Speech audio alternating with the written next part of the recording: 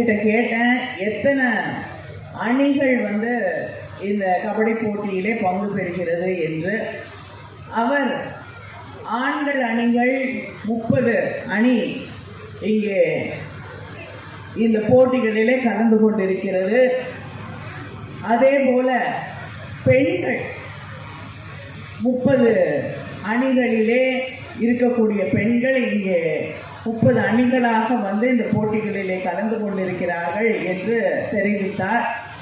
தெரிவித்துவிட்டு ஆண் பெண் சமத்துவத்தை நாங்கள் இங்கே கடைபிடிக்கிறோம் என்பதையும் பெருமையோடு சொன்னார். ஆண் வீரர்களுக்கு வெற்றி பெறக்கூடிய வீரர்களுக்கு பரிசு தொகை என்ன, பெண்களுக்கு என்ன பரிசு தொகை என்பதை கேட்டேன். ஆண்களுக்கு when it's the men's team it is 3 lakhs and when it's the women's team it is 2 lakhs.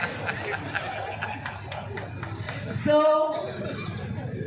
there is something which has to be filled, because I'm sure the male players also will accept that everybody puts in equal amount of hard work, whether it is a man or a woman, isn't it? So I hope next year women will be treated on par. This year, very good. Alex says that this year the change will happen and women and men will be treated on par.